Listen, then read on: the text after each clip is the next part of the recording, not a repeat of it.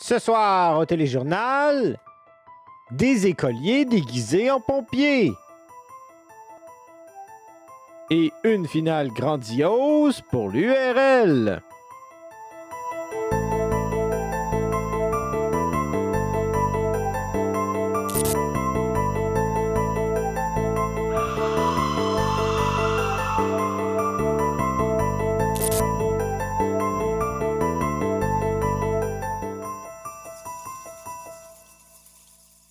Bonsoir, vampires et fantômes. Aimez-vous avoir peur?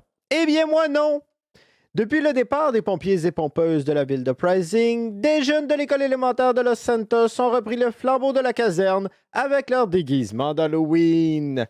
Lily a été sur le terrain afin de les interroger sur leur motivation. Lily Féline. Je suis maintenant devant la caserne des pompiers qui semble déserte.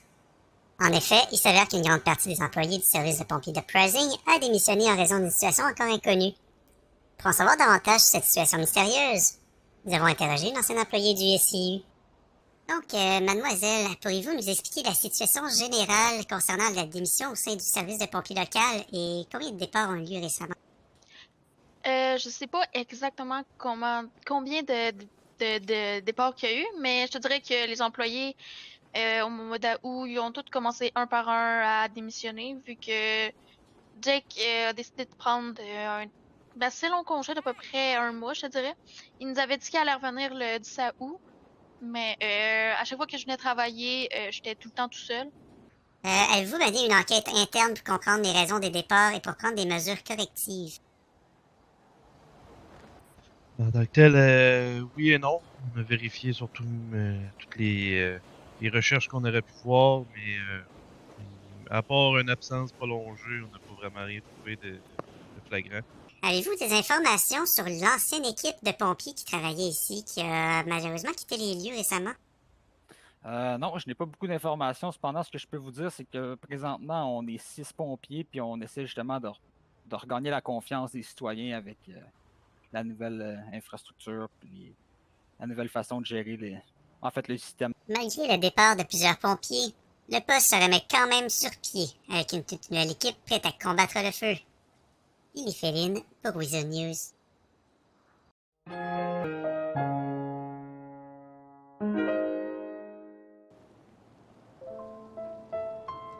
Le courrier du cœur!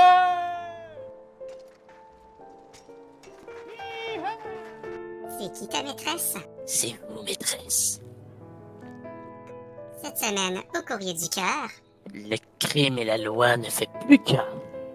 Ça s'adresse à Lawson. Aujourd'hui, en ce beau 16 octobre, à pas mal minuit. Là. Moi, je suis bien de le dire, mais je te dévoile les sentiments. Là. Je pense que t'es une personne formidable. Là.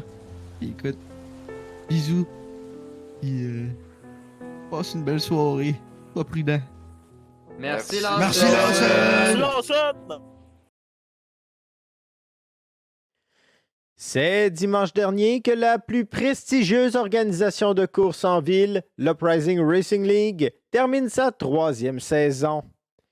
Haut en couleurs et en rebondissement, les courses se sont échelonnées sur un total de 5 semaines.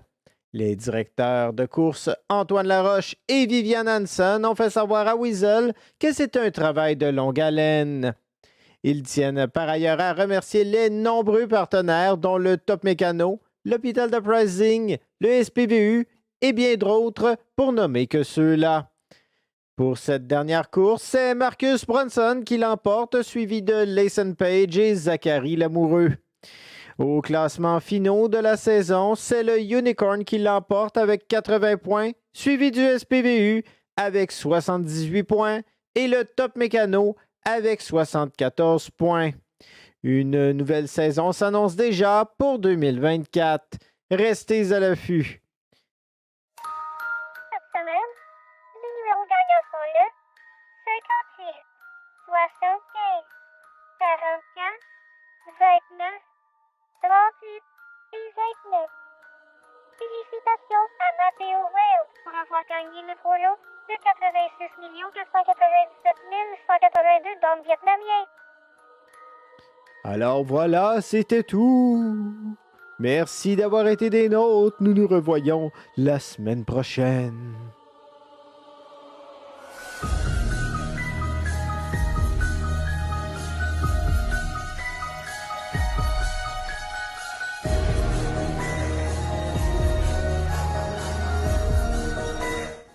Parfait, ben merci beaucoup. C'était la seule question que j'avais.